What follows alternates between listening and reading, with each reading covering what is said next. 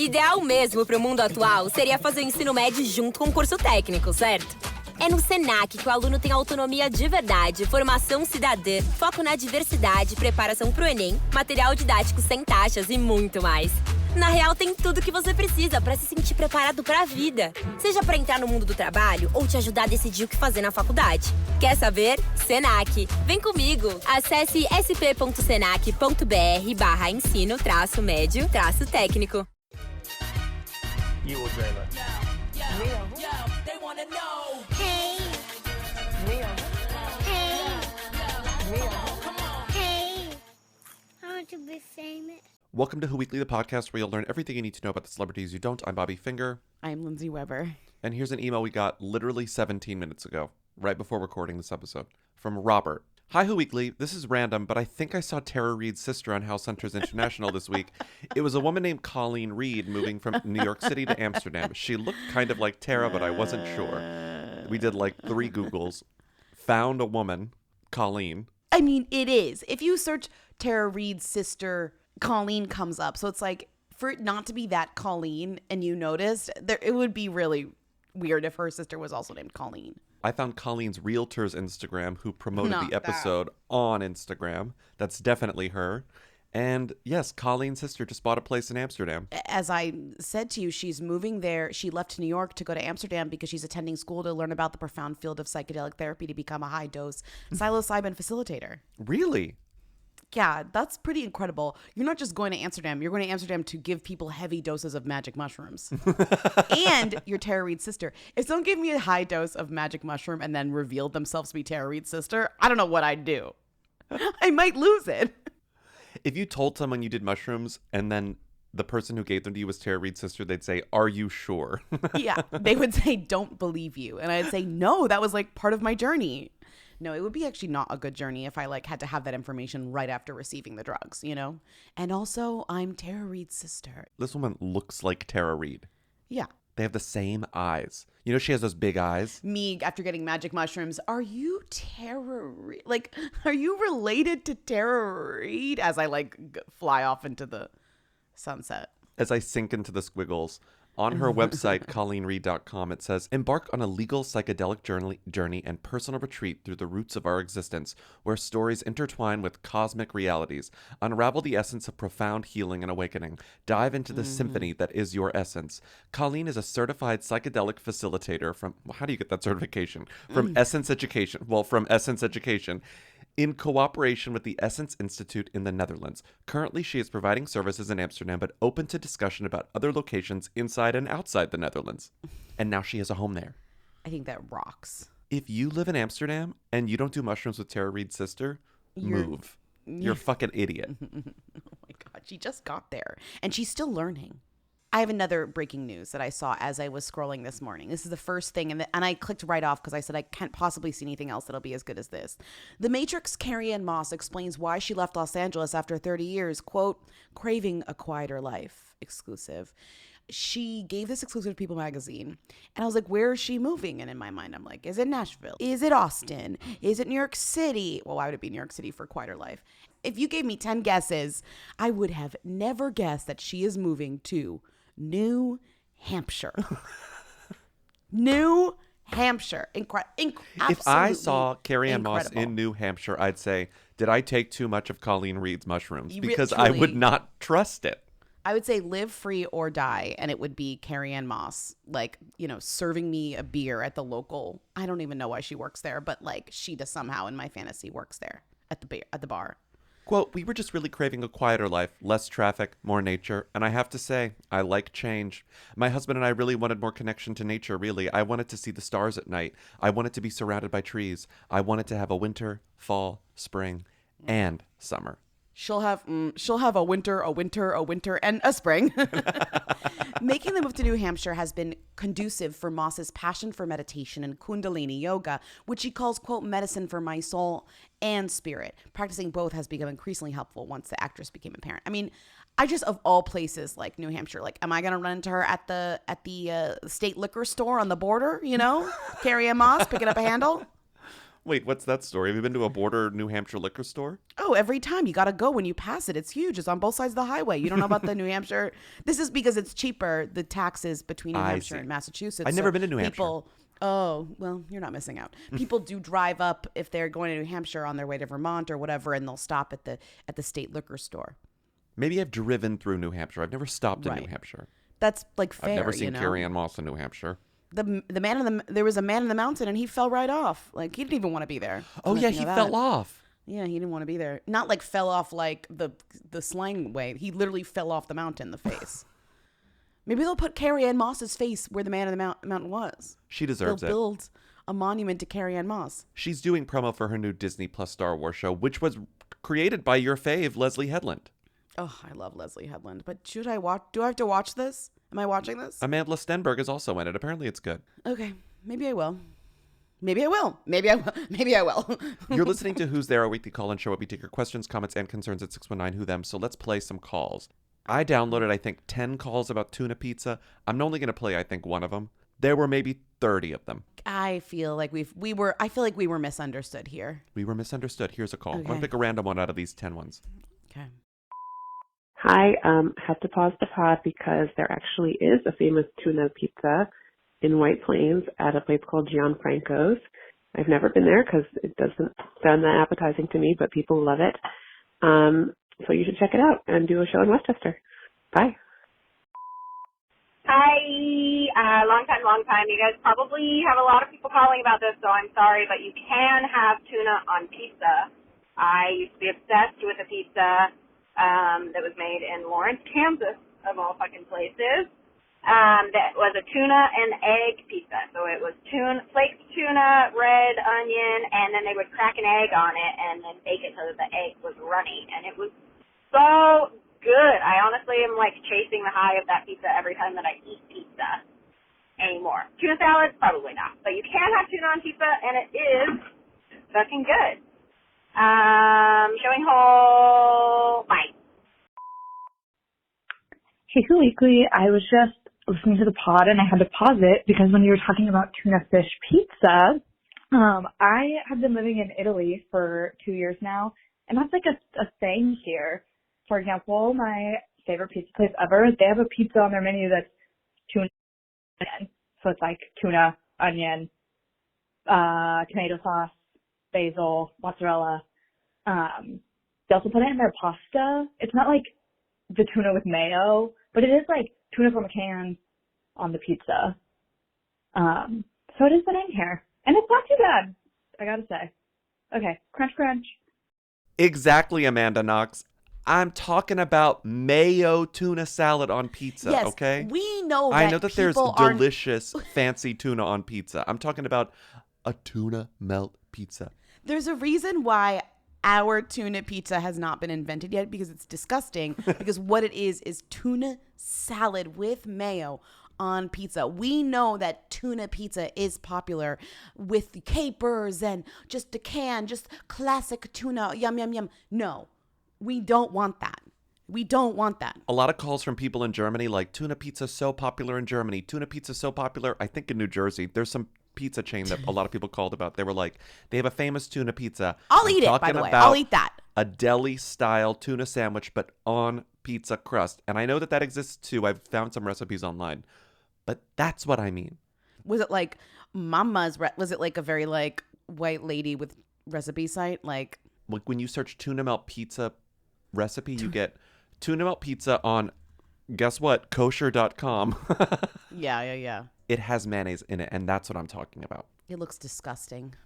Did you Google it? It does look disgusting. Yeah, it looks disgusting. Nobody would want this. No one would serve us at a restaurant and eat this. This is foul. We got maybe 20 calls of that vein. We got, I think, 2 or 3 that were a lot like this. Listen. Hi, Who Weekly. I just needed to, I guess, complain because I was getting ready for work this morning so early, like 5 a.m., listening to you guys, and the conversation about tuna pizza made me so sick to my stomach that I needed to skip past the whole segment. Showing disgusting fishy hole. All right, bye. Multiple calls about people being like, I wanted to throw up listening to tuna pizza. Just going to say that even though I think that a tuna melt pizza makes me want to throw up, I am on Body's side. I just feel like if you understood us, if it makes you feel ill, if you said, oh, it already exists, you didn't understand what we were going for, because that is like stuff that people are ordering and eating. What we are proposing is like could make you very sick. If you think it's gross, you have in mind what we're going for. Speaking of Americans in Italy. Hey, Lindsay, Bobby, Team A. Just have to pause the podcast, and sorry about the background noise because I'm at the gym. Long time listener. I just have to pause the podcast because as a Chinese and never heard of this Lu Men. And I've been following a lot of fashionistas social media on Chinese social media platforms, but she's just never been one of those kind of major influencers. She's just like a rich person, allegedly, because you know how it can be fake, especially on Chinese social media. They can just really pretend to be a different person. I mean, again, allegedly. I don't know this person. I never heard of this person, but I just went on, you know, the social media like a microblog, which is kind of Chinese Twitter, and then this TikTok Chinese version, and also called Little Red Book, which is another like social media that you can kind of like Instagram. She is not that. I mean, she just doesn't have like a really good amount of following.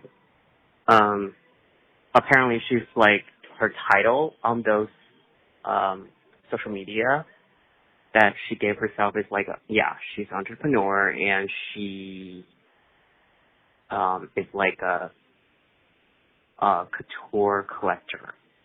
That's how she got famous. And sometimes she will do some live and just talking about her closet. But I think she's just one of those person that kind of like tried to stir the pot a little bit. But if you read the comments, a lot of people just don't care, and they just feel like, you know, some brands are problematic, whatever, they're anti-Chinese government, whatever, and some comments just saying that she's just trying to get some attention, whatever. So hope that's helpful to add a little bit more color on this person. She's basically a nobody. Kind of harsh, but yeah, she's just not that. She's not a like famous celebrity-ish type of person.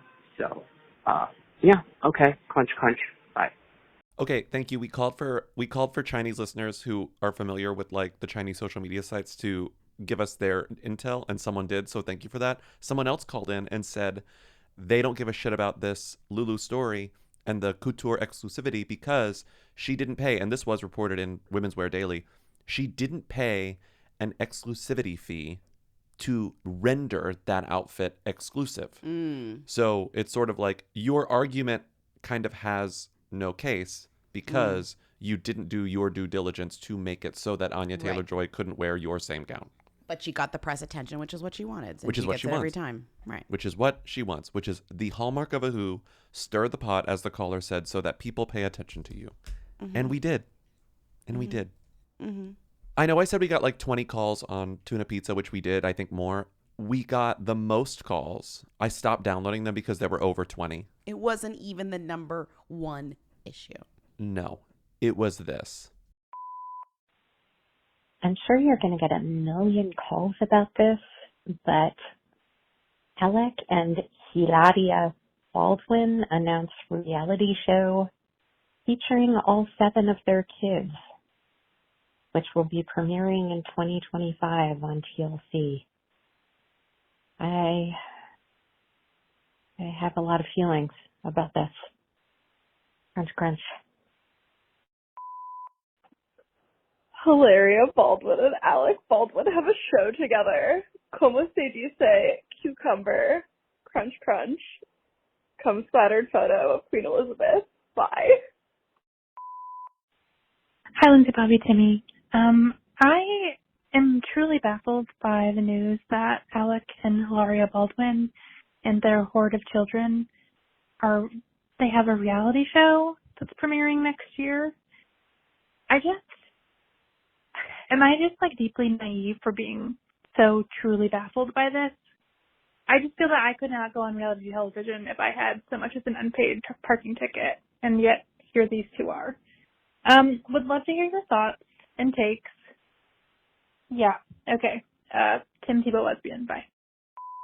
Hi, Who Weekly, long time.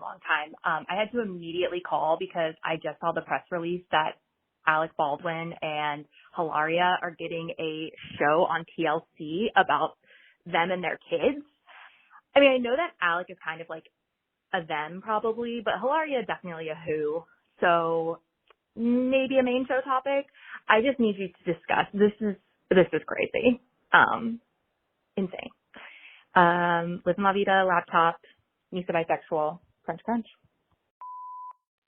Alec and Hilaria Baldwin announced reality show featuring all 7 of their kids, inviting you into our home. The Baldwins coming to TLC in 2025. Crunch, crunch. So we have a lot of feelings about this too.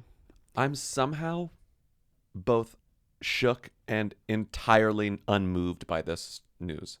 This is the least surprising and most surprising thing possible. It makes me like a little sad in a way because it's just very like, it feels like this has been in the works for a long time with maybe some pushback and it hasn't happened yet because of so many different parties being like, maybe don't do this. Mm-hmm. And then it kind of got bumped down the line to like the lowest bidder, which I think is TLC. It's literally on TLC. Like that is where like the junkiest stuff goes. Well, remember the rumors months ago that Hilaria was trying to get on Real Housewives of New York? Yes. Like she wants to be famous so badly. Oh, but she wants to be like famous in a way where she takes advantage of kind of, she wants a TV platform. She's like, all I can do is like do interviews and do YouTube videos and like, you know, talk to the paparazzi, but I want a place where I can like sell people on me. Hi, I'm Alec Baldwin. And I'm Hilaria Baldwin, and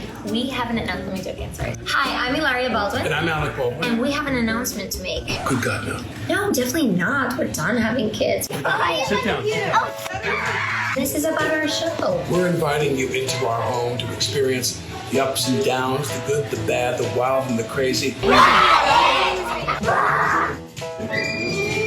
Home is the place we love to be most. You say we are the Baldwins. No, we are the Baldwins. We all gotta say it. Here we go. 1, 2, 3. We are the Baldwins.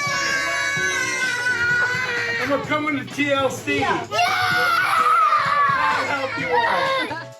And then Alec went on Kelly Ripa's podcast in November of last year and said he was trying to pitch a family reality series so he could work in New York. So Alec is spinning this as, I want to be with my kids. I want to be home with my family. This is the best way to do that. Hilaria wants to be famous.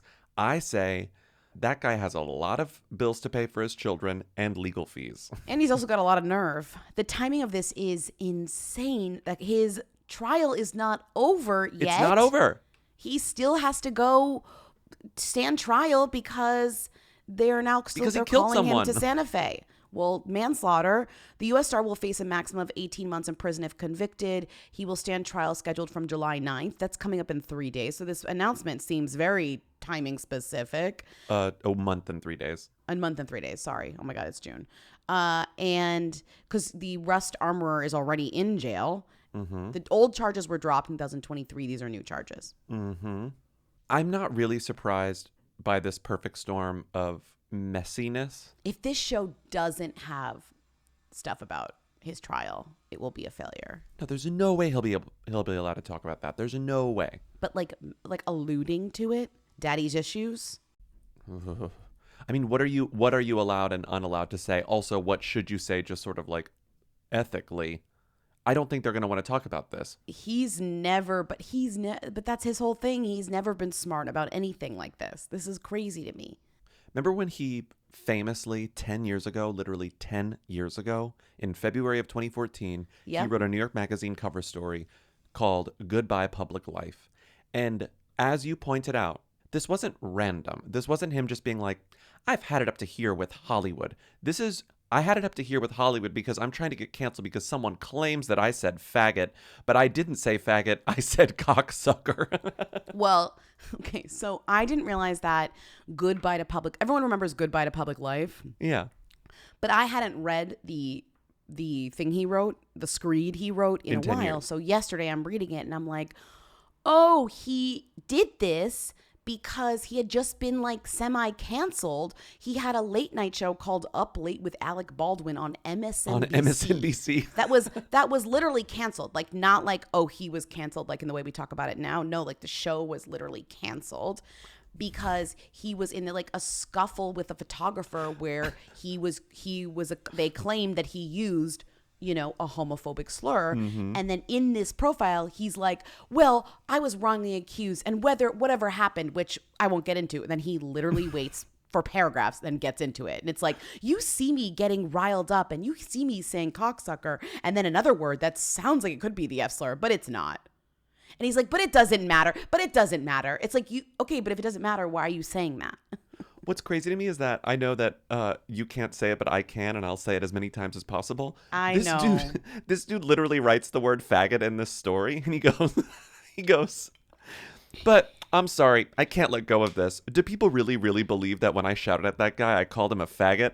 Do you honestly believe I would give someone like TMZ's Harvey Levin, of all people, another club to beat me with? If you wrote that word casually in your Vulture story, yes, I do believe you said that.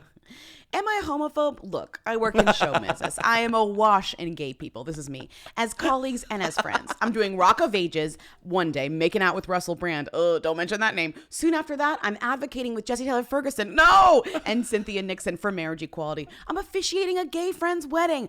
I'm not a homophobic person at all, but this is how the world now sees me. So he was very mad that he had this happened to him, and that was the spin of Goodbye Public Life. And then he goes on and on about like the paparazzi blah blah blah, and about weirdly Shia LaBeouf. It's funny how many people he brings up who would soon be canceled themselves for various things, because he had like drama with Shia LaBeouf on some Broadway play that they were doing, and then Shia LaBeouf was like, we had tension as men, but then Shia was bumped out of the play and Alec wasn't. Because what I was going to say is that how you stay in New York and work is that you do theater. Like, he could be doing theater, but I think his reputation right now is as such that he can't do theater because he has to stand trial. So the reality show really is kind of the only way that he can ensure, unless he does like a late night show, which he's not going to do, or works in theater, that he can make money in New York, I guess, as an actor or something. I mean, I'm sure he could do Spawn, and other things, but he does that too.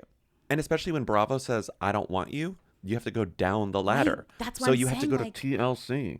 Well, it's just crazy how they got down to TLC. Because TLC is the king of the family reality show. They, they did all the Duggars. They love a big family. I just don't know why anyone would agree to be on a TLC family reality show. Past is precedent. Every family that is on a TLC family reality show completely collapses on itself. Yeah, it's true. It's awful. It's just weird because there's something just so like debasing about this. And I feel like Alec, of all people, is so much like, oh, I love being on WNYC. I'm so classy. I'm so this, I'm so that. And it's like, she really like has his neck in a tight grip. You know what I mean? Like she's stepping on his neck. He's old now. Like, I know, he's just an old guy. He's an old dad who's exhausted. Wow. He has all these children. How many children are there? There are Hilaria, Maria, Eduardo, Romeo, Leonardo, Raphael, and Carmen. How many is that? 1, 2, 7. 3, 4, 5, 6, 7. Oh my 7. God. Yeah.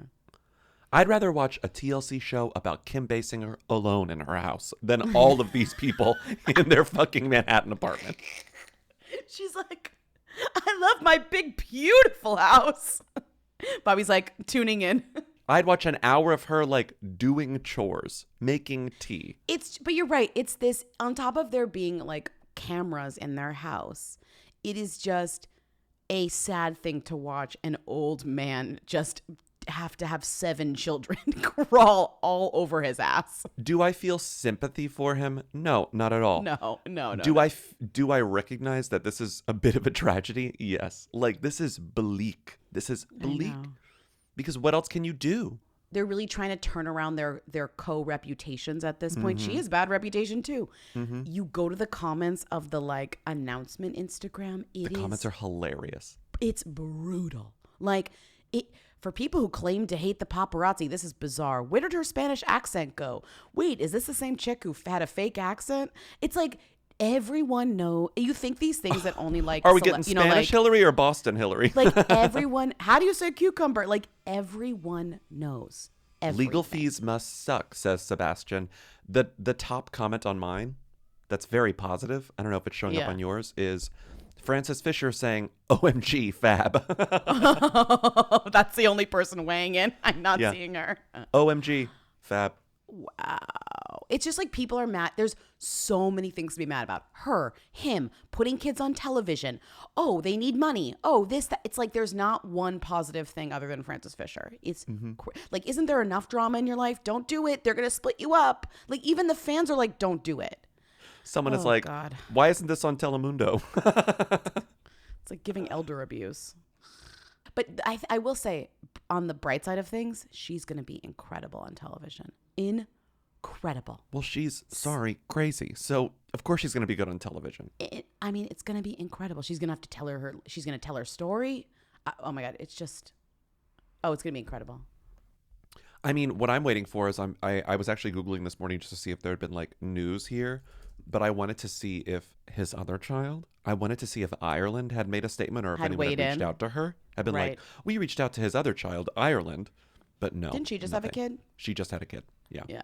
And Alec has hung out with the kids. So Alec and Ireland have like at least a decent relationship. Figured out how to have a decent relationship. Yes. Yeah. Yeah. But it is crazy to have a baby the same age as your father. I mean, it's your father's baby. Sorry. Your aunt is the same age as your kid. Yeah, pretty Classic. much. Nora Efron calling. Hello. I mean, honestly, Nancy Myers is like, I'm moving in.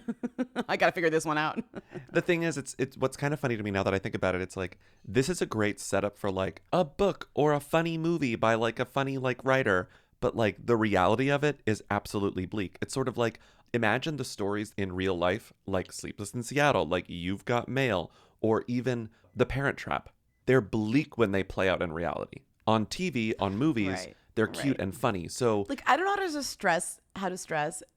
He has 7 kids. Like, I know that's what the show is all about, but like 7 kids with Hilaria. 7 kids. He has 8 kids, but 7 live in his house, and 7 are under the age of like 15. 7 kids under the age of 10. Alec Baldwin quits public life. He hates us. He hates us, which is really funny. Oh, yeah, he also hates us. Because one time he heard us on the radio and he was like, what's this shit? And I'm like, okay, well, now you're making the shit, man. Exactly. You called us on WNYC too lowbrow for your tastes. You're making a family reality show on TLC. This is too lowbrow for my taste. Too lowbrow for me. No, I'm watching it. I'm watching every single second of this. When is it out? I'm there. I can't wait to see this. This is going to be absolutely a mess. A huge mess. This is a guy who has the disease where, like, the more aggrieved he is, the stronger and angrier that he gets. He's the more like that he doubles down. Yeah, exactly. It's double down. It's so depressing. And I wonder if, like, you know, Andy Cohen's making a call to Alec Baldwin being like, don't do it. Don't do the TLC thing. Like, you're not going to get a good edit. Like, this is not going to be good. Please, please. You know what I mean? Like, I wonder if like Alec Baldwin's like famous friends are kind of like checking in being like, why are you doing that? Like, don't do this. Like, I mean, not to suddenly get serious and dark, but it's like a woman is dead because of him. And arguably a lot of other factors, which will be sort of laid out on this trial. I mean, a lot of other factors. But like Helena Hutchins' family is still mourning, I'm sure. And to like open the news and this guy who is at least partly responsible literally pulled the trigger, is making this kooky, silly family reality show about like, look at my big happy family. Like, Yeah, it's cruel of him to do this. It's cruel. And also, it's whatever. However you feel about it, it's also stupid. This is a jury trial, and they're not, and you want them to feel for you, and this is just not how to do it. Yes. Like, again, like you need to lay off this bullshit until this trial is over. Mm-hmm. 10 years ago, he said the slur. Gets in trouble for it. Maybe, says, allegedly. I quit public life, right? Allegedly said the slur, gets in trouble for it. I quit public life. 10 years later, he's involved in something that led to the death of an actual human woman. And he says, you know what? I'm going to put my entire life on display on television. 2 horrible things that he was, quote unquote, canceled for, and 2 responses. Right. Tell 10 years ago, Alec Baldwin, that in 10 years he was going to sign up to do a TLC reality show and see how that goes. Yeah, he'd call you a faggot and slap you in the face. But I think with that we can end that segment. I want to be famous. Sair da escola já com uma formação profissional no currículo? Metodologia por projetos. Preparação pro Enem. Atividades extras gratuitas, como acesso a oficinas, simulados, vagas de estágio, Olimpíadas do Conhecimento e muito mais. Esse é o Ensino Médio Técnico do Senac. Quer saber? Senac. Acesse sp.senac.br/ensino médio e saiba mais. Hey friends, I'm Sharon McMahon, host of Here's Where It Gets Interesting. Each week, I speak with authors, experts, and thought leaders on everything from American history and democracy to how to be a better person on the internet. And don't miss my extremely popular docuseries, which educate you on things you never learned in history class. Follow and listen to Here's Where It Gets Interesting on the free Odyssey app or wherever you get your podcasts. I want to be famous. Lindsay, Bobby, Timmy. My name's Mitch. Could you please talk about the new Bernadette Peters Breyers Ice Cream Carb Smart campaign? And could you talk about it for about 45 minutes or longer? Please do not talk about the Bernadette Peters Breyers Carb Smart campaign for less than 45 minutes. Please talk about it for at least that long. Crunch, crunch. Is Bernadette Peters, I think Bernadette Peters obviously one of the biggest theater thems. Yes. I kind of still think of her as a Who broadly. I kind of think of her as a Who broadly. At least a character actor Who, prestige Who, you know, that sort of thing. Right, character actor is Because when you think of her, if you don't know the Tonys, you see her around on like The Good Fight. You see her on like random TV shows. Right, she's always like a secondary character. Everyone's like, is that Bernadette Peters? But it's not like she's singing or even alluding to the fact that she can sing and is a Broadway star. It's like, if you know, you know, and if you don't, it's just a woman with beautiful curly hair, you know? And now this is another, we talked about Sky Jackson doing the Band-Aid ad growing up. This is literally the same exact thing. Do we not have any new ideas? Don't answer that. We have no new ideas. And we just have which again, I like this.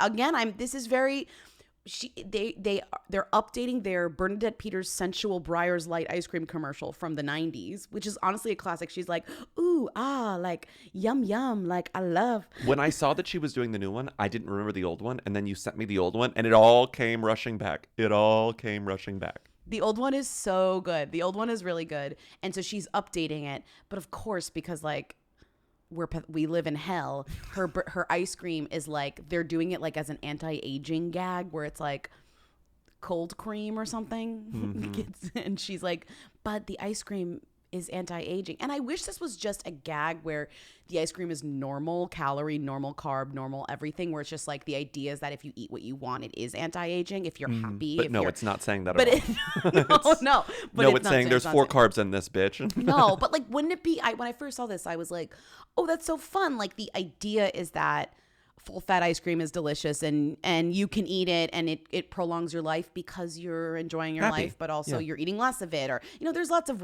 things that people say about that stuff. And then of course, no, it's just literally low fat ice cream or low carb ice cream. It's low carb smart ice cream, which has existed before. Like, it's not new ice cream, you know? Yeah. Bernadette Peters, what would you say her most famous non-theatrical role is? I honestly don't know. Off the top of my head, I wouldn't know what to say it was. What is it? What would you say it was? I'm basing this on IMDb, and her number one known for on IMDb is The Jerk. Okay, right. Of course. Okay, that makes sense. The other one is the voice of Sophie in Anastasia. Okay, that doesn't really count. I just remember for me, she is a TV guest star actress from the 90s and early aughts, and I love that for her. And I remember like when she would show up on like Boston Frasier. Legal or Grey's or Ugly Betty or Smash, like she is great. She's been doing that forever. I don't think there is like an iconic role. I guess The Jerk is a good one. Sure, The Jerk. I think The Jerk is. Because she's like a lead, right? She's like yeah, the she's girlfriend. the lead. She's the girlfriend, Yeah. and she's very funny in The Jerk, a movie that Right. I don't really like all that much. Right. But when I think of her and I'm like, what is she famous for? I'm like, Into the Woods. Like I'm thinking of I'm thinking of clips I've seen of her like performing on theater. Mm-hmm. On theater, in theater. The Queen of Broadway. Not to be talking about her looks, but that's part of the idea of this campaign. She looks great in this campaign. Oh, you're saying she looks great. She looks great. Yeah. She looks great, and she's 76. That's crazy that she's actually, that is so crazy. Because I was thinking like The Jerk came out in 79. Like how old is she? And it's like, no, she looks amazing. The funniest thing about these ads, though, is there is no way you can convince me she's ever eaten a bite of this crap in her entire life. Girlie was doing ads for California Dairy Advisory Board in 82. She's been on the dairy train for a while now. She's having full fat ice cream. And that's keeping her young. Here's Bernadette when she was already like a Broadway star in 1982 doing a California Dairy Advisory Board commercial. Listen. If I had to pick my number one food in the whole world, the one I'd choose would be milk. Milk is so beautiful. It's natural, nourishing, tastes great whenever you drink it. It's light, at the same time satisfying. I don't know about you, but I just never get tired of it.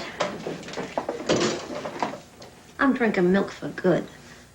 Okay, so the commercial ends with, first she pours a glass of milk from a glass pitcher, drinks a sip, opens her fridge, and the fridge is absolutely filled with milk. Like, there's only milk in the fridge. Right, like you're telling me this girlie who loves milk so much is eating, low carb smart Breyers? No. No, she's eating full fat. No. She's eating full fat, full sugar ice cream, and she's loving it. I do love that they put the ice cream in this like cold cream with like the little scoop, the like very classic eye Timmy was cream confused. thing. Timmy was like, "Are they actually selling it in this like anti-aging cream?" It would be thing? like a teaspoon of ice cream. That's funny though. Like a single serve glass thing of anti-aging but the point cream, is but it's just if ice you're cream. eating this carb smart not ice cream, doing you it. can like eat a lot of it. They're not doing it. No. But I do like the idea of eating ice cream on a tiny spoon.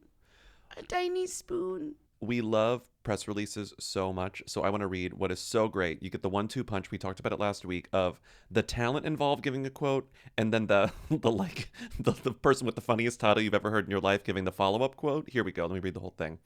Quote, I'm absolutely thrilled to be partnering with Breyers again after more than 30 years, Bernadette Peters shared. The message behind Breyers Carb Smart Anti-Aging Cream truly resonates with me, and I'm so inspired to remind everyone that aging well isn't just about what you see in the mirror, but about what you can do to help yourself feel younger, and that includes enjoying life's simple pleasures. We used to have fun in advertising. Next paragraph, quote, Breyers brings people together at every life stage, said Bentley King, U.S. head of ice cream operations at Unilever. Oh my God, Quote, my favorite job. It's a great job. There was no one better than Bernadette Peters to help us remind people to enjoy life's smaller moments and simple pleasures, like eating a scoop of Breyers Carb Smart with loved ones. Okay. Or just like eating an entire pint of Breyers Carb Smart alone. The poor statisticians and like data scientists who are like forced at gunpoint by major brands like Unilever to like give them good statistics gave them this paragraph. It turns out Americans agree. You can find the key to feeling young at heart in the freezer aisle. More than 83% of Americans 55 and older say eating their favorite sweet treat, including frozen dessert, makes them feel more youthful than getting rid of wrinkles. Fucking shut up. Like, I'm sorry. And then you open these old ads and you remember that ads used to be good. And it's Bernadette Peters being like, ooh, like this delicious ice cream. Like, it's the ads are open one. Like, they're really funny. She's like, yum, yum. Sure, these frozen yogurts appeal to my healthy side, but I'm looking for pure taste. Breyers first. Ripe strawberries. So refreshing. I forget I'm eating healthy. My taste buds are crying out. Yes! Yes! No! All natural Breyers frozen yogurt. So real, you can taste it. Like, we used to have fun. We used to have Bernadette Peters on TV being like, now it's like. Oh, it's auto-playing a Brandy interview from Rosie O'Donnell show. Please welcome Brandy. I think she's promoting the Disney Cinderella. Oh, God. Another It's 1992. yeah. It's 1997. Oh, we were in 92 with these commercials. Yeah, That's okay. because Brandy, Bernadette Peters, and Paolo Montalban were on the same episode of Rosie. Bernadette Peters was in the Cinderella with Brandy. She played the Queen Mother. She played the evil stepmother. No, she played. She was the evil stepmother, and she was like a huge evil stepmother in that Brandy. Yeah. Along with what's her name? Why is that not in her iconic roles? That's a good one. What's the iconic? Because Brandy Cinderella, Paolo Montalban was the prince. Obviously, Whitney was the fairy godmother. The queen was Whoopi. The queen was Whoopi. And then Victor Garber was in it as something. I don't know what he was. Yeah. So Bernadette Peters was Cinderella's stepmother. That's an iconic role for her. That's the rare, good made-for-TV movie that, holds up to this day. And also she's in Annie, my favorite Annie. She's Lily. Yeah, she's Lily. Okay, so congrats to Bernadette. I think this is great, but you should have just had the normal ice cream. I'm sad that you didn't just have the normal ice cream. Well, they didn't pay her to eat the normal ice cream. They paid her to eat the Carb Smart ice cream. But she's secretly ordering the real ice cream and being like, I don't give a fuck. And as Timmy wrote, it looks like she's doing a bump in one of the promotion photos. It does, because it's a tiny spoon. They gave her a little caviar spoon and put the white ice cream on it, and it's giving bump. But that would be a huge bump. If she did that bump, that would put 76. How old is she? 76? 76. That would put her into a coma. She shouldn't do that. She should, however, do mushrooms with Tara Reid's sister. That'd be fun. I don't know if she should do that either, to be honest. Let's move on. Hi, DLT. This is your Eva Amurri Martino correspondent. Just wanted to let you know that today she launched a collaboration with a sofa. So she launched a sofa in collaboration with a company. I don't know. It's just funny to me. That's it. Sorry. That's all. Bye. I've never heard of this brand in my life. Yeah, but couch brands are they're freaking everywhere. Couch brands are like lantern flies, you can't when you stomp one, another one is like, oh, we got a line with Eva Amurri Martino, not Martino, and they're all gonna fall apart in 2 years now. They're all bad. But it is crazy to launch a sofa and it's just like a gray modular sofa. It looks like the sofas that you get Instagram ads for. Yeah, just like a sofa. I get that she was like, I wanted a custom sofa, so I designed one. But it is funny for them to be like, okay, let's just sell the custom one you designed, and we'll pay you a little bit to sell it, and you'll promote it. I got this email from the Happily Ever After email list. Yeah. And it came in, and I was so sad because right when it came in, the first thing I thought was, oh, I got to send it to our friend Kate. But congrats to Kate. She literally just gave birth, and I was like, I can't bother her with this. I can't do this. I noticed that you opened it. You had it open to forward, but then you didn't complete the forward. No, you saw that? Yeah, you actually could have. I think she would have been. I opened the forward. Oh, you saw the draft? Because I typed in Kate's email, and I was like, I can't. She's literally. She cannot deal with this right now. This is going to be bad. No, but she actually really could have dealt with it, and she maybe would have really liked it. I texted her later, did you know about the sofa? And she was like, yeah. And then I was like, oh God, okay, good. I'm glad you texted. You broke the seal because she needs to know about this. Yeah, she needs to know about the Scandi inspired design that creates a sheltering silhouette that's anything but ordinary. It is the most ordinary looking couch I've ever seen in my goddamn life. Surprise! An official dream of mine for decades has been unlocked. Decades? Weirdest dream in the world. I'm thrilled beyond belief to introduce you to the Happily Ever After collection for Benchmade Modern. None of that sounds real.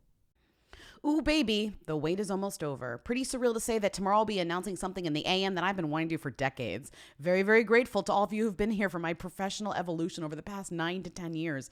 And also grateful for my new online friends who have started hanging out more recently. This is going to be fun. That was for a couch. That was for a couch. You know what this is giving? It reminds me of the Live Nation. Bisexual couch? Oh, no, the Live Nation announcement that was like, hold on to your horses. Big news coming tomorrow. And everyone was like, Beyonce, Beyonce, Beyonce. And the next day they were like, Lainey Wilson coming to Vegas. Yeehaw. She's like, you won't believe what I have to show you tomorrow. And then it was a couch. I'm just like, is Eva Amurri Martino like, are we buying couch from her? Has she earned our like couch buying money? No, listen to this. Introducing the Happily Ever After collection for Benchmade Modern, a furniture collection with curve appeal. At Happily Ever After, we believe design should be both beautiful and functional, a philosophy we share with Benchmade Modern. Their commitment to creating high-quality, versatile pieces for today's homes perfectly complements my vision. Together, we're thrilled to introduce a collection designed with you, the modern family, in mind. Is it playing Sugar How You Get So Fly? It's Sugar How You Get So Fly, but it's the instrumental version. Okay, I'm like, are they playing Sugar How You Get So Fly? Okay. Also, at Happily Ever After, we believe, don't give... It's you. That's you. Don't give your blog a personality like that, please. Well, that's why she's so successful. And everyone, and I have to say, everyone in the comments, congrats, amazing. Harmon is here for it. Good marketing promotion for yourself. Chic, beautiful, stunning, gorgeous. We were talking about The Simpsons at dinner last night, and you were saying that your favorite episode is the one where Marge buys the Chanel suit, which is a great episode. But Yeah, there's a everyone great loves that line one. in that where because that episode opens with the family, like the TV breaks, and they have to go buy a new TV, and they're talking about, everyone's like, we should buy an X brand. Their company has this brand motto, and Marge goes, I don't think we can afford a brand with a philosophy. That's so funny. And so this is what this is. Wait, actually, really was funny in the post where she's like, the wait's almost over. That post, Jack Henry Robbins, her stepbrother, Stepbrother. Responded, Half-brother. I'm offended. I don't even know. He's like, I know it. He's like, what are you talking about? Eva responded with a kind of grimacing emojis going like, ooh, yikes. And then someone else said, was wondering last night when we get our next installment of The Life of a Nepo Baby. Eva did not respond to that. Brutal. Well, why would she respond to that? Hi, Bobby Lindsey, Timmy. I'm sure you're getting a million calls about this, but I saw the Traitors cast reveal and I had to call you before I even texted my friends that I watched Traitors with. They slayed it. Dorinda, Bob. Sam Asghari, Tom Sandoval. It's gonna be fucking crazy. I'm literally on the edge of my seat. I need a rundown. There's some who's I don't know. It's an excuse to talk about Summer House. I need it. John Wilkes Booth was the Rita Ora of that time. Crunch, crunch. John Wilkes Booth was the Rita Ora of that time. Listen to the happiness, the glee, the excitement in his voice. Like, Everyone is thrilled. That is just so, what a satisfying, the peacocks must just be watching this being like, loving this, right? NBC, Peacock, whatever. They're just like, people are so pumped for kind of the rundown of this cast list, you know? The only thing that can bring this country back together is The Traitors season 3. You're so right. And when I talk about the diversity in person, in show, in genre, we've got everyone level. We've got everyone from Bob the drag queen to Bob Harper, from The Biggest Loser, the trainer from The Biggest Loser. He used to yell at the people on the show. We have everyone from Queen Elizabeth's cousin to Zac Efron's brother. We got everyone from Britney Spears' ex-husband Sam Asghari to Robin Dixon. Robin Dixon, I told you this. Robin Dixon is either going to be kicked out first or win the whole fucking thing. Did you see the tweet that I sent earlier that was like she makes Sheree look like Hercule Poirot? God, am I even saying that right? Poirot, I think. We've done this exact thing on this podcast. You get what I mean? Fucking Sherlock Holmes. She makes Sheree look like Sherlock Holmes. He's not the Queen's cousin. He's King Charles's cousin. He's gay. Yeah, he's all gay. I gotta say. He's Lord famous for being Ivar gay. Mountainbatten. We've got Gabby Windy, the gay bachelorette. We've got Dorinda Medley, the drunk housewife.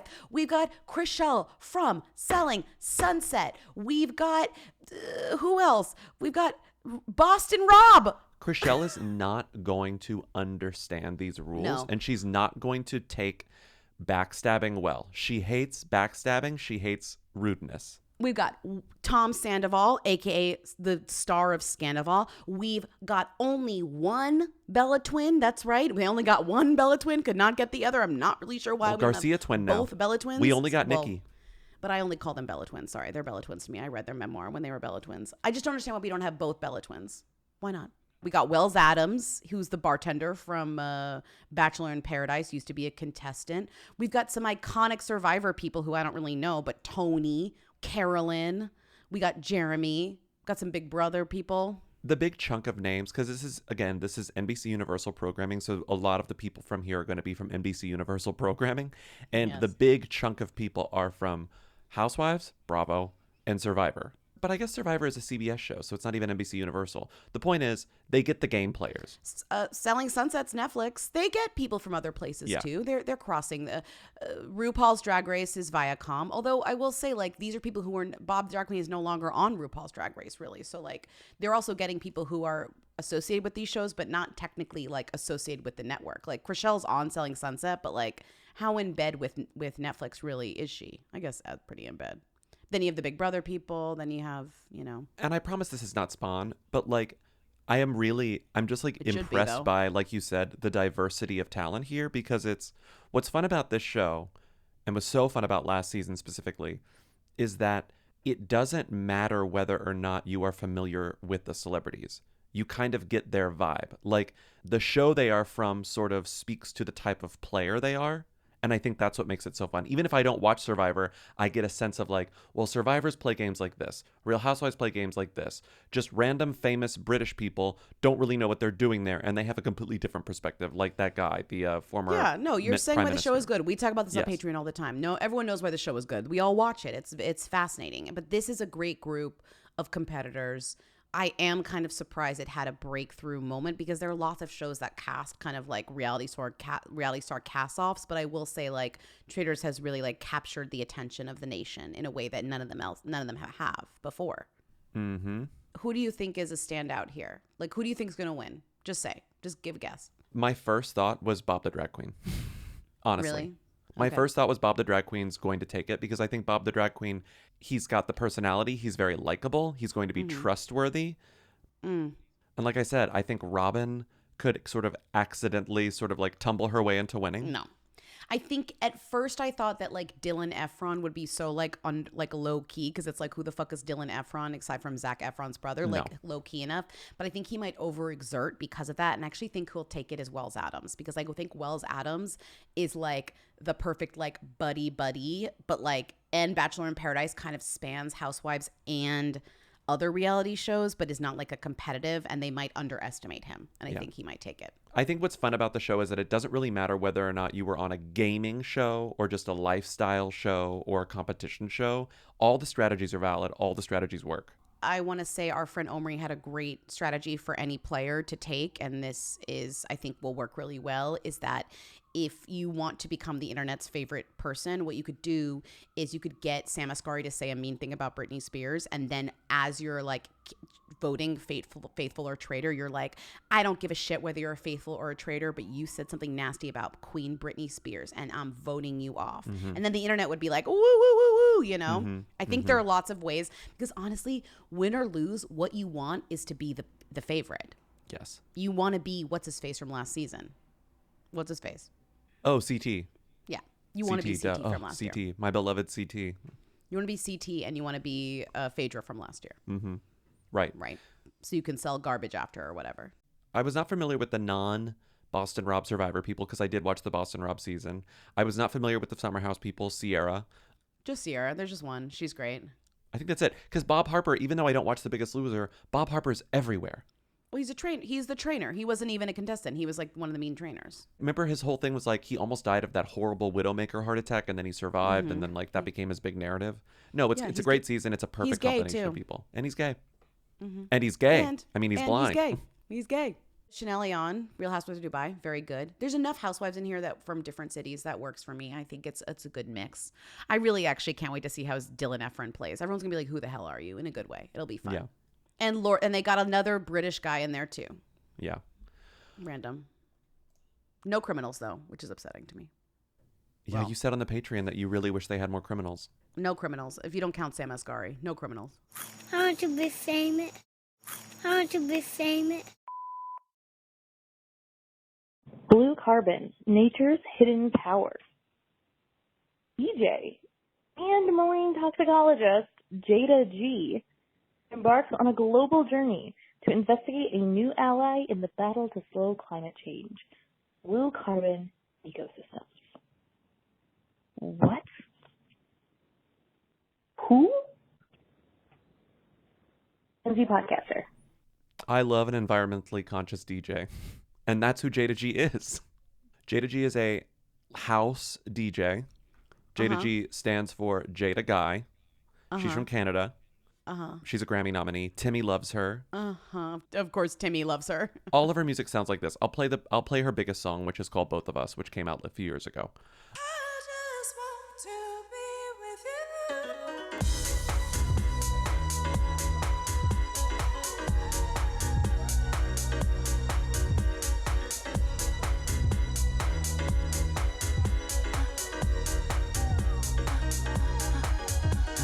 The funny bit about this, because there's really not that much interesting about this woman, but every single story about this woman, from Pitchfork to she loved CBC trees to Billboard, and now she loves house. Yes.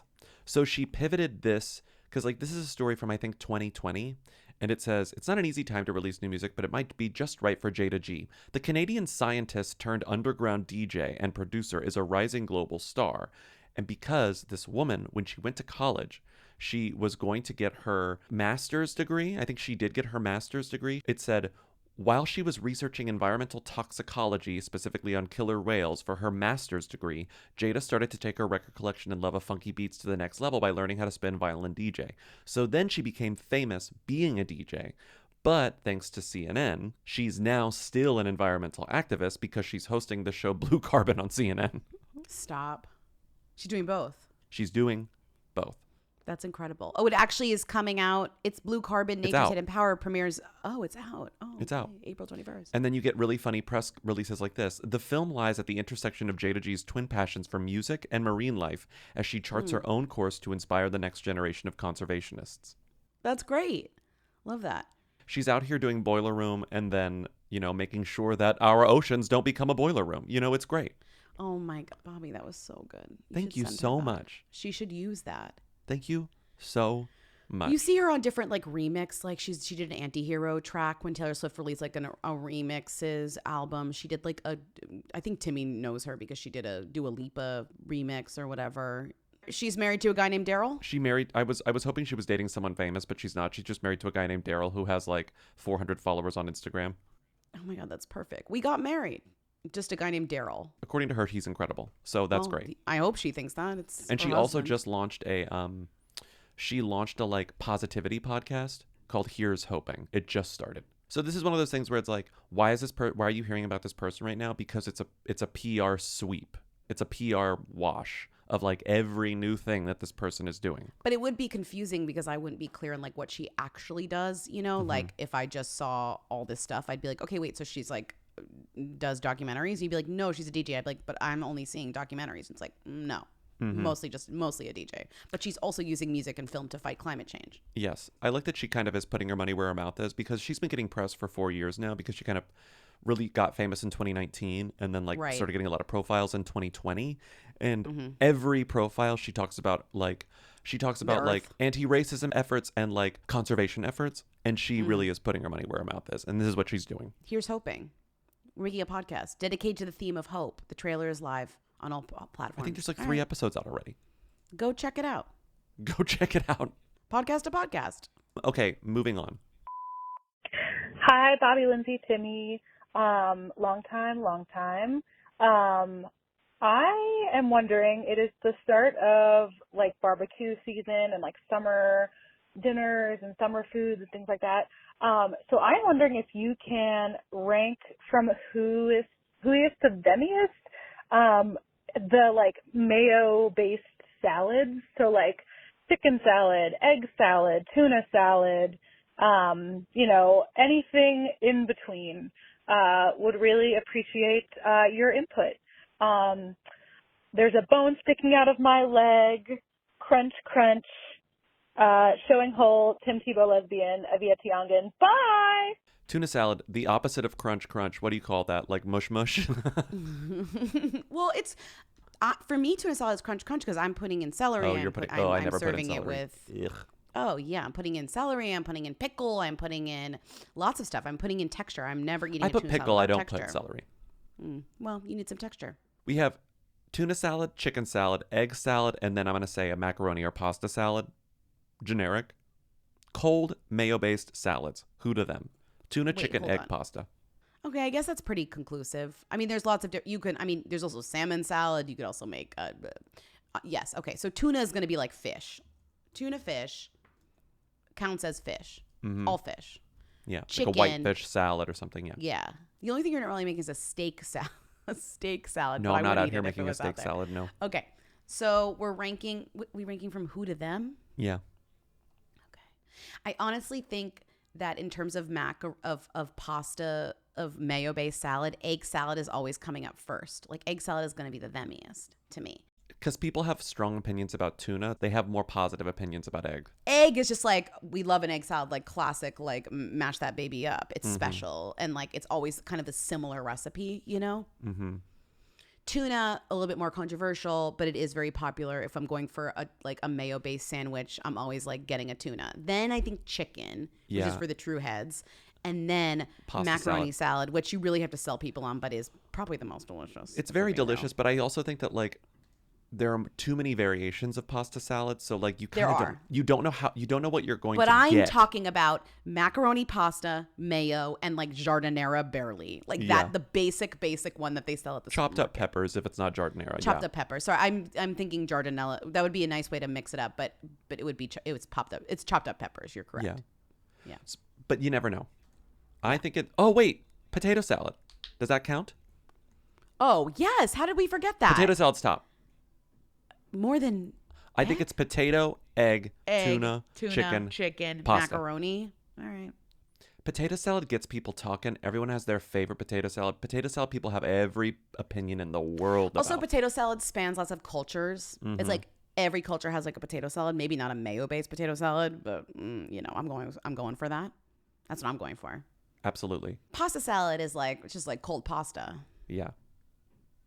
Okay, great. I love all of these salads, and we ranked them. Thank you for the call. Yeah, none of these are really hooey in a way. No. Okay. No, not at all. Oh, not at all. Maybe macaroni. Next call.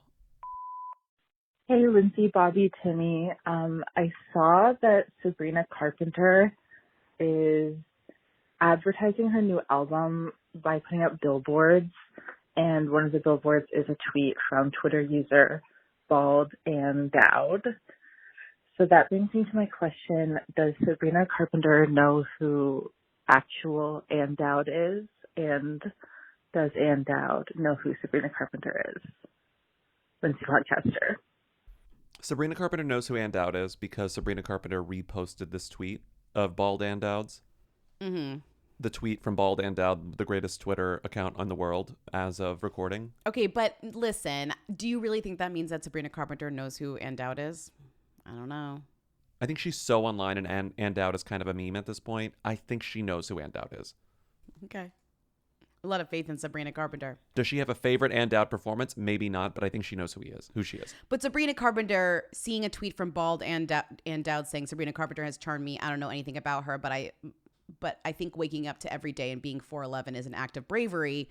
Does not necessarily mean that Sabrina Carpenter is like, who's Ann Dowd? She's just seeing Bald Ann Dowd like as the name and being like, that's funny. The tweet is specifically promo for Sabrina Carpenter's album. Like it's obviously it's these are promo all tweets for that are promo. Short and Sweet, which is the funniest album title imaginable for Sabrina Carpenter. Because she's short and she's sweet because she's drinking her espresso with, I think, extra sugar, extra milk, probably like me, like I would. It's a latte. It's a latte we're drinking. Ann Dowd, though, I don't think Ann Dowd has any idea who Sabrina Carpenter is. No, I don't. What about...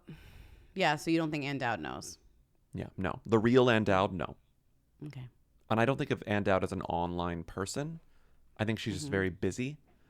Mm-hmm. And she's probably overheard espresso while shopping at the Dwayne Reed, But I don't think she's familiar with who Sabrina Carpenter is. No. Oh, because you think she's going to the Dwayne Reid? Yeah. Down? Yeah. Okay. She's definitely going to Dwayne Reid. She's restocking on all her stuff. Yeah, for sure. Uh-huh. Yeah. Okay. All right. Okay. Next call, a who or them. Hey, Who Weekly, long time. So I'm pretty sure you've answered Boz Lerman, Who or Them before, so I don't really have an excuse to bring this up, but I need you to see this TikTok of a girlie on the street interviewing Baz Luhrmann without knowing who he is. And at the beginning, he directs the TikTok of where it should be set up. And then she's just talking about relationships. She's like, so are you dating, married? I mean, she's Australian. I'm not going to do the accent, but anyway, it's so funny. And I just need you to see it. And I saw it on Lainey Gossip, which is apparently how I see TikToks these days, but I don't know if it's viral beyond that. But please watch the TikTok of just random girl in the street interviewer, unknowingly interviewing Boz Lerman about his thoughts on relationships. At one point they talk about foursomes. And then at the end he's like, I don't usually do interviews, but anyway, okay. Crunch, crunch. Happy Pride Month. One of the best TikToks I've of ever the seen. modern era, is definitely, and certainly one of the best of the man on the street form, because now that we have so many man on the street TikToks, it's and I believe this, and I find the TikTok man on the street videos very staged and unbelievable, or their setups. This is real. She goes up to this man because he's fashionable. I also got a sense that it's people are saying oh, he thinks that she knows who he is, but I almost kind of think that then he realized she doesn't, because then he really opens up and he says something like, I usually don't give interviews, or I'm not usually saying stuff like this. So I don't think that if he knew, do you know what I mean? I think that what the baseline, the first level of this is oh, she's interviewing him. She doesn't know who he is, and he thinks she knows who he is. But I think actually the second level of this is midway through. He does clock that she doesn't really know who he is, and then he kind of feels free, and then goes kind of wacky Baz mode, which he talks about his marriage in a way that I've never heard him talk about it before. Yep. I've never heard him say about his marriage, we do whatever we want. I've never heard him say that. Yep. He's very open about it. I'll play it here. So are you single? No. Okay. Dating? Relationship? I'm married. Oh, you're married. Oh, beautiful. Beautiful. During that journey of marriage, the person I'm married to and I found our own really genuine and authentic concept of what our contract to each other should be. But I think more importantly, marriage is not so much about what exists between you and another person. It's about advertising to the people that you love and care as to what the dealio is. That's it. I hear you. Love and respect, eh? Communication. Well, love and respect, but also obviously you need to bring other people into the relationship. Arrangement. Open. My own general philosophy is, if you care about someone, that you're friends, keep it open. But they fall in love with someone else, or they like someone. There has to be some degree of acceptance. Oh, exactly. So it's a contract of communication. It's a loose contract where you can other people occasionally. Monogamy is hard long term, and people come into your life. And let me think about that. I'm not sure what that means. Yeah. Occasionally, you can have the open dialogue. Whether it be a threesome, a foursome, and the occasional booty call. You can do that. How many foursomes have you done? Foursomes, maybe. Yeah, no, you can be honest. Probably quite a few, I would say. Maybe quite a few. Maybe, meaning one, maybe, two, maybe three, how many? 6, 7. 6. And gender? All genders. Okay. Yep. So, what is the point of the conversation we're having? Just talking about dating. What's the worst date you've ever been on? I didn't have to date. What I do is not a job, it's a life. And every relationship I ever had just grew organically out of that. Organically. Be open to it. Be open what comes your way. Go with it at the end of the day. Follow your heart, as I always like to say, and just enjoy it. And this woman is Australian. Baz Luhrmann is one of Australia's greatest exports. She doesn't know who he is. That's crazy to me. Meanwhile, he's dressed like a hype beast. He's always dressed so insane. I would do a double take on him too. I think Baz Luhrmann is a them director with them-y name recognition. I think he's a who in person. I don't think he necessarily... Well, he's always wearing big pants and big shirt and little hat. I'm like, what? He kind of looks... You wouldn't expect him to look like that. It's true. Yeah. I think if a random person who is Gen Z saw Steven Spielberg on the street, they would recognize him as Steven Spielberg. But I don't think Baz Luhrmann, despite him having a very unique sense of style, is all that recognizable to the average person. But I think that name is them-y. Is that a good answer? Is that fair of me to say? Sure, I guess. I mean, he's just one of those figures that is so unique that it's like, if you know, you know. If you know, you will always know. And if you don't know, you would still stop him on the street, but you wouldn't know. Does that make sense? You'd still want to talk to him because you'd still recognize this person as being somebody worth. I mean, he is wearing like big jeans and He's like dressed like Marty McFly in Back to the Future too. He's dressed like a gay Marty McFly. So it's iconic, even though he is, to the best of our knowledge, in a straight marriage. He's really just thinking, like, when he's processing that she doesn't know, it's so funny to watch him be like, because this man is used to giving interviews to people who know who he is. He's not giving interviews to random girls on the street who doesn't know who he is. So it's like you see him kind of being different, like, or putting on a different, it's kind of incredible to watch. It's candid. It's genuinely candid. I am kind of obsessed with it. And then the comments, people are like, did you know? And she's like, I honestly had no idea. I had no clue. Please tell me you're joking and you absolutely knew who this was. Yeah. I genuinely had no idea. Yeah, it's great. No, it's great. Baz asking what is the point of this conversation we're having is iconic. Yeah. So, I mean, what is the point of the conversation we're having?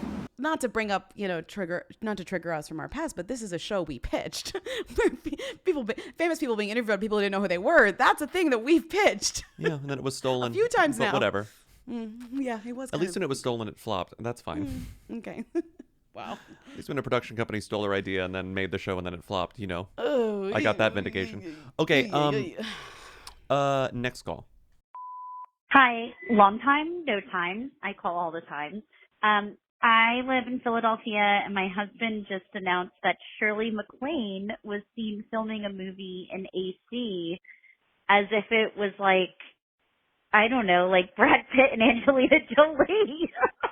And so my question is Shirley MacLaine a who or a them? And like, where does I mean, I guess it's generational. Maybe I'm just answering my own question. Showing whole. Thank you. Is Shirley MacLaine a who or a them? She's 90 years old. Yeah. Isn't that iconic? Yeah, it is. Great movie on Criterion right now called What a Way to Go. There's a great Shirley MacLaine collection. Oh, yeah. McCollection, that's what I was about to call it. Gotta watch it if you have Criterion. I think she is a them. I think she's a them too. Because even just in name, she also has The Famous Family, Warren Beatty. She has all, she's won a Grammy, an Emmy, a Grammy. Has she won a Grammy? She won an Oscar. She didn't win a Grammy. She's not EGOT-ed. She hasn't EGOT-ed. No, she hasn't EGOT-ed. There's still time, Shirley. Shirley, release an album. She doesn't care. She's talked to aliens. She's fine. She got the Cecil B. DeMille. She got the AFI Lifetime Kennedy Center honor. She doesn't care. Yeah, she's fine. You gotta watch if you don't get Shirley MacLaine, you gotta watch Sweet Charity. You'll get it. She's so good. Or even 2005's In Her Shoes, Bobby's favorite movie. Yeah, one of my top 4 favorite movies of all time, In Her Shoes. Yeah. You gotta watch In Her Shoes. You gotta watch The Apartment. You gotta watch fucking Postcards from the Edge. Oh, Defending Your Life, 1991. You gotta watch that. She's in that. Postcards from the Edge. She's barely in Defending Your Life, but yeah, she's good in it. But she plays herself. Yeah, she's great. I think she's a them. Yeah. And and then the final call, Happy Pride. I just love this call. Hi, Lindsay, Bobby, and Timmy. I was on my streaming platform, Peacock. It's not my platform, but I was on Peacock. And the image at the very top of the app is a Pride Month image, and it says amplifying LGBTQIA plus voices. And the picture is Cher, Alan Cummings, and Chucky. And I'm really confused because I didn't know that Chucky, I didn't know Chucky's alphabet, I guess. What's Chucky's alphabet? Okay. I feel real straight asking this question. But crunch, crunch, Avia Teongan. Bye. Chucky is a straight serial killer doll, but he's an ally. Okay. So I do think he's an LGBTQ icon. But also, they have in this amplifying LGBTQIA plus voices, they also have Cher, who is also a straight icon / ally. Yeah. So like we're talking about the voices and the voices' preferences. So it's not just like the voices of the people. It's just also what the people like, which are apparently Chucky doll and Cher, two straight icons that are loved by gay people, right? Is that? Gay people love Chucky. Yeah. Yeah. I mean, the people in the collection are Cher, gay icon, Chucky, gay icon, and Alan Cumming, actual gay person who is a gay icon. I think that's fine. I have no problem with this image. I have no problem with this image. No. Timmy watches the Chucky TV show. I don't watch that. But apparently there's gay people in the show. Well, Chucky's son is gender fluid, is queer. Listen to this iconic clip from, I think, an episode from a couple of seasons ago. I remember when this came out. Yeah. Here it is. I have a queer kid. You have a kid. Gender fluid. Gender fluid. I'm sorry, but I love that the response is not like, oh, you have a queer kid. It's like, you have a kid, you're a doll. You're a fucking doll. Gender fluid. You have a kid, you're a doll. I don't care what they identify as. You have a kid, you're a doll. Chucky scared the shit out of me as a kid, so I never watched it. Like the posters for Chucky were so horrifically scary to me as a child. I cannot think of a horror thing that scared me more than Chucky as a kid. I found Chucky to be so scary to the point where now I still find Chucky scary, and I actually like. No, he's horrifying. I find it triggering that he's in the dock, and I actually don't like looking at this. This is like gonna freak me out. I watched the Chucky movies for the first time ever last Halloween. No, and they're so fucking good. I'm not. They are so funny and good and budget and of course another gay icon is in it. Fucking Academy Award winner herself, Jennifer Tilly. Yes, of course. And now friend of on Real Housewives of New York. New York. Okay, we're done. Chucky is in fact an LGBTQ icon. It's fair. And we can end the show. Thank you for listening to another episode of Who's There. Keep calling in at 619 Who Then. Leave questions, comments, and concerns. Support us on patreon.com/WhoWeekly for bonus episodes, a Discord server, commentary track, and more. You can also get the audio only on Apple Podcasts. Just click subscribe within the app. Also, rate and review us while you're at it. We could use some more ratings and reviewings. We would love some ratings and reviewings. If you haven't rating and reviewing us yet, come on. What do you get? This the least you can do is rate and review us. The least. The most is pay for our Patreon at patreon.com/weekly. The least is rate and review us. Thank you to Katie and Eric of The Who's for providing our weekly theme song on Tuesdays. Thank you to Timmy, our research and editorial assistant, for researching and editorializing. Pre-order Four Squares, my new novel, out June 18th. Happy Pride, and we'll see you on Tuesday. Have a good weekend. Bye. Bye. Hey. Hey. Hey. She'll have a winter, and a spring. Hi, Lindsay, Bobby. Long time. I actually have a rabies PSA. I went on a date with a guy who told me this story, and it was like my mouth was agape the whole time because I had no idea how insane it is to try to get a rabies treatment. So he was saying that he woke up and there was a bat in his room, and then the cops came and they were like, yeah, you should probably go to the hospital even if you don't think you got bitten by a bat. You should just go and talk to the hospital, because apparently if a bat bites you, you don't get treatment for rabies, you will die. There is no way out. Once you get rabies, you are going to die. So then he goes to the hospital and they're like, yeah, okay, we can get you a rabies vaccination.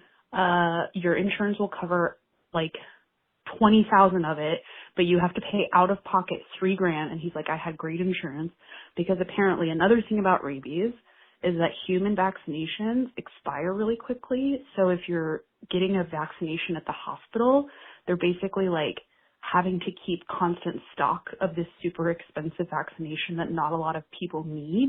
So they're essentially having to charge an insane exorbitant amount to make sure that everyone who came before you and comes after you can have access to the vaccination.